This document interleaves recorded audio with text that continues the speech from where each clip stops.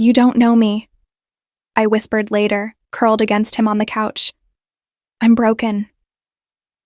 Daniel cupped my face, his gaze burning with something fierce. Then let me put you back together. And when his lips finally met mine, I realized this wasn't obsession. This was love. The weeks that followed were a revelation. I had spent a decade building walls, but Daniel dismantled them brick by brick. Not with force, but with quiet, relentless patience. He didn't rush me, didn't push. Instead, he studied me like I was the most fascinating puzzle he'd ever encountered. And in return, I began to study him. I learned that Daniel Oliver wasn't just the cold, calculating billionaire the world saw. He was the man who secretly funded shelters for abused women under anonymous donations. The man who drank his coffee with 3 sugars despite pretending otherwise in public. The man whose hands, so often depicted in magazines signing million-dollar deals, could trace the curve of my spine with aching tenderness. One evening, as we sat in my garden under a blanket of stars, I finally asked the question that had been burning in my chest. Daniel's fingers stilled where they'd been playing with my hair. His voice, when he spoke, was rougher than I'd ever heard it. Because when I saw you that day, it was like seeing color for the first time. Our romance wasn't without storms. I discovered Daniel's temper when a paparazzo snapped photos of us outside a small cafe. Within hours, the images were splashed across tabloids.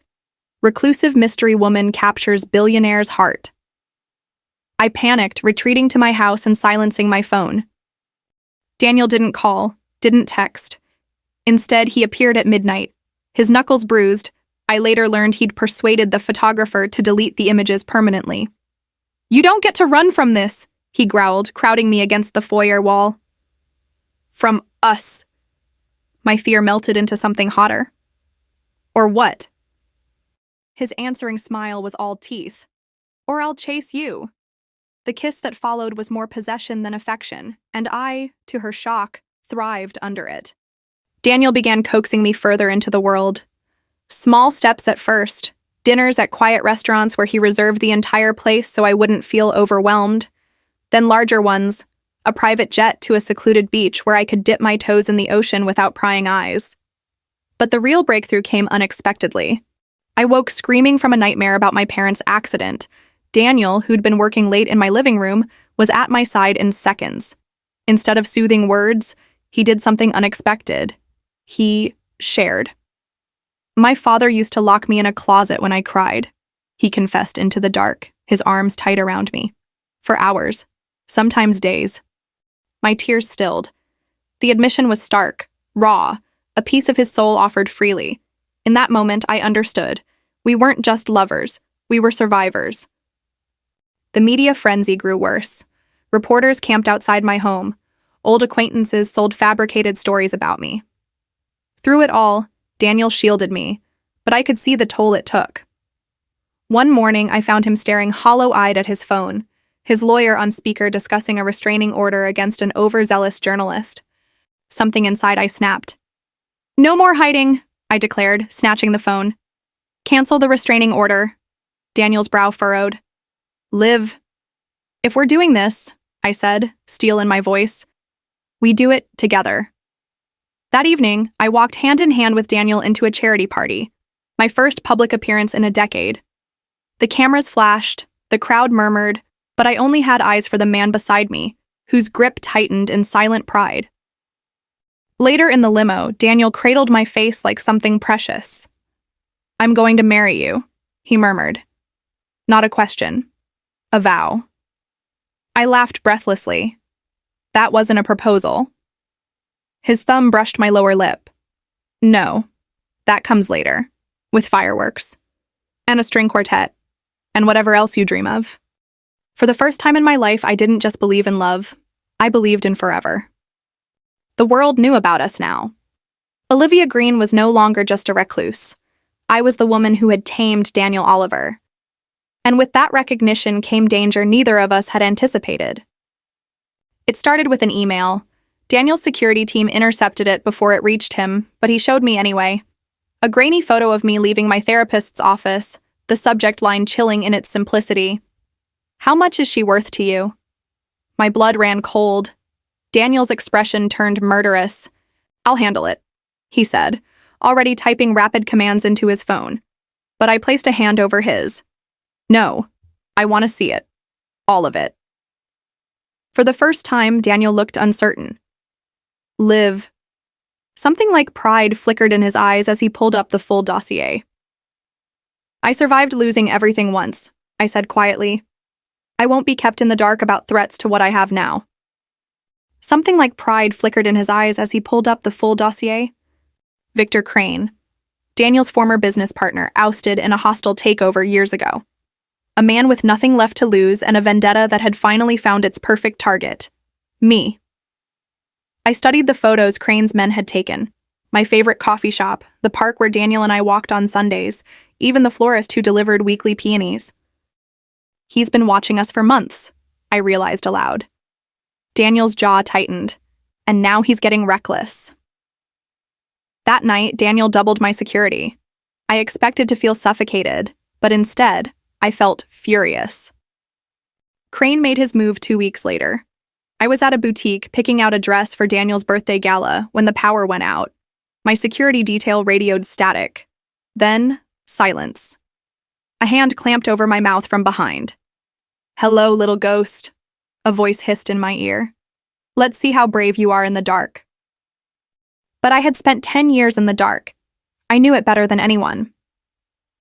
In one fluid motion, I drove my elbow back, thank you self-defense classes, stomped on my attacker's instep, and whirled to deliver a sharp knee where it hurt most. As the man crumpled, I snatched his phone, still open to a text thread with Crane, and ran. I'd never seen him like this. Daniel stormed through his penthouse like a hurricane, barking orders in 3 languages simultaneously. His entire security team stood at attention while I sat wrapped in a blanket, clutching tea I didn't drink. When he finally turned to me, his eyes were wild. "You could have been..." But I wasn't. I stood, letting the blanket fall. "Because you taught me how to fight back." Something fractured in his expression. He crossed the room in 2 strides, crushing me against his chest so tightly me could barely breathe. "I can't lose you," he rasped into my hair. I pressed closer. "You won't." What happened next, I only pieced together later. Daniel's private jet flying to an undisclosed location. Crane's offshore accounts mysteriously drained. A signed confession appearing at the FBI's doorstep, detailing every illegal deal Crane had ever made. And the final blow, a single text Daniel sent from my phone to Crane's number. "You should have been afraid of me." The gala went on as planned. I wore emerald green, Daniel's favorite color, and smiled serenely at the whispers as we entered. Half the guests were still speculating about Crane's sudden retirement. "You're enjoying this," Daniel murmured as they danced. I tilted my face up to his. "I'm enjoying you." His grip tightened. "What do you want, Liv? Name it. The world is yours." I didn't hesitate. "Just you.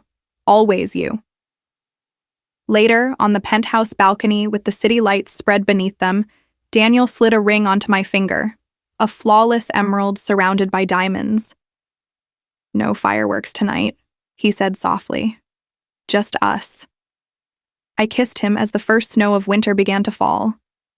The snow had melted into spring by the time I became Olivia Oliver. The wedding was everything Daniel promised. Fireworks bursting over the private island, a string quartet playing my favorite melody, and most importantly, no paparazzi, no outsiders. Just our closest friends and allies celebrating our love. But as I stood at the altar in my lace gown, watching Daniel's eyes darken with emotion as I walked toward him, I couldn't shake the feeling that something was wrong. I noticed him during the reception. A man lingering near the tropical foliage, his face partially obscured by the cascading orchids. He wasn't dressed as a guest, wasn't on the security list, and yet he watched me with an intensity that made me fingers tighten around my champagne flute. When I blinked, he was gone. I told myself it was nothing.